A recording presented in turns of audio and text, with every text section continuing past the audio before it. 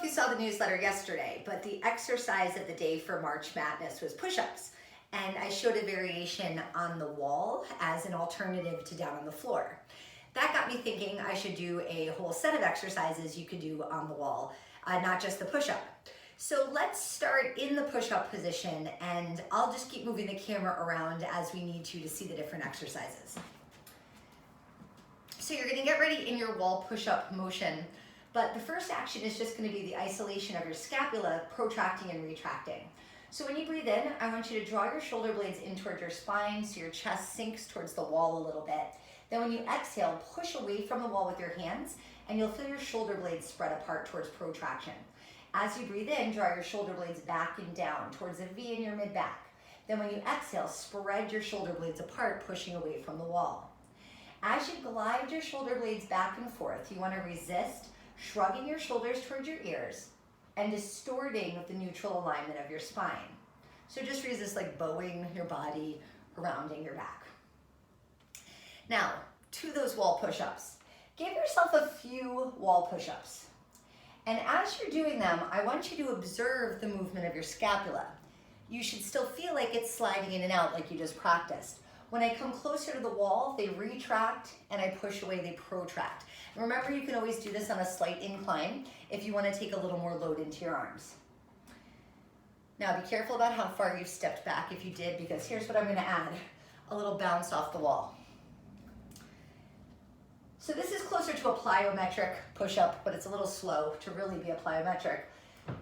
But we have to use much more force through our core to stabilize for the period you're in the air off the wall. And you've noticed I've gone to switching my hands around just to play around with different catching and throwing away from the wall patterns.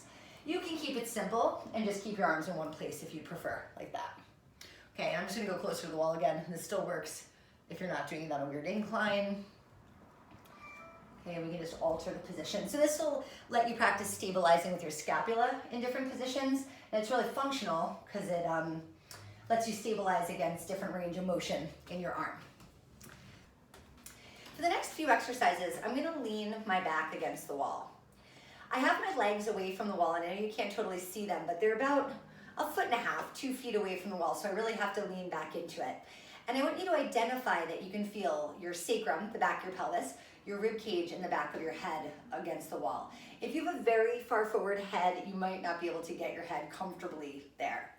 Now, we're gonna do a squat supported by the wall. So I'm just gonna bend my knees and let my body glide down the wall and then come back up.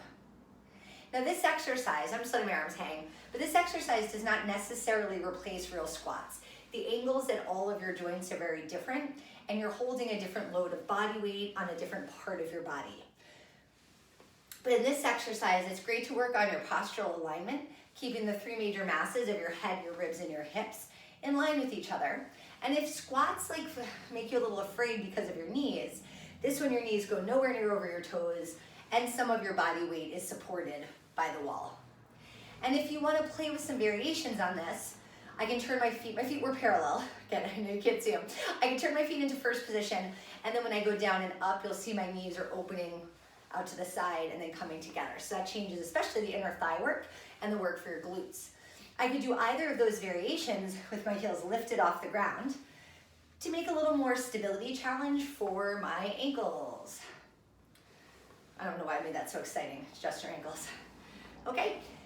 All right, so we'll go back to flat feet and your legs straight or very slightly bent at the knees if that's more comfortable. Now we're gonna go into a set of arm circles. As you execute them, I want you to focus on keeping the lower half of your ribs anchored against the wall. So as I inhale, I'm gonna reach my arms overhead, only as far as I can maintain that stability, and then exhale, I'm gonna circle around to the side. I wanna send the inhale into my back to sense that part of the rib cage. Inhale, lift up and over. Exhale, circle around. We'll do one more this way. Inhale up and circle around, and then you'll reverse it. Take your arms out to the side and overhead, and then as you exhale, lower them by your side. Big circle around. So it kind of looks like you're making a snow angel, but my arms are off the wall. So I want to keep the arms in my peripheral vision, broad, but not like scraping against the wall. That makes it a lot harder to stabilize. Okay, now the next exercise is a little more concentrated, less movement. You're going to make a short-winged snow angel. So I'm gonna set my body against the wall again, And I'm going to identify different bony landmarks. So first I want to feel my shoulder blades flat against the wall. And then I'm going to keep my shoulder blades flat and place my elbows against the wall as well. Now without releasing any pressure on those points, I'm now going to lay down my wrists. And if I can keep all of those 6 points anchored, I'm going to try to put all my fingertips against the wall. Now when you first learn this exercise, it's kind of like playing a game of whack-a-mole. You put down your wrists and your elbows pop off. You push your elbows down and maybe your ribs pop off. You try to shove your ribs down, up, and your head and your hands come off the wall.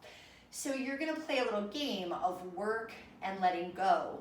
And you're going to try to balance out those forces to find balance where your chest is as wide as your back, but you're engaged through all the muscles in the back of your body. The back of the arms, the shoulders, and your back.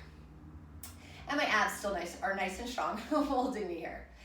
Then when you've mastered that, I think you've held it long enough, you're gonna slowly draw the snow angel shape.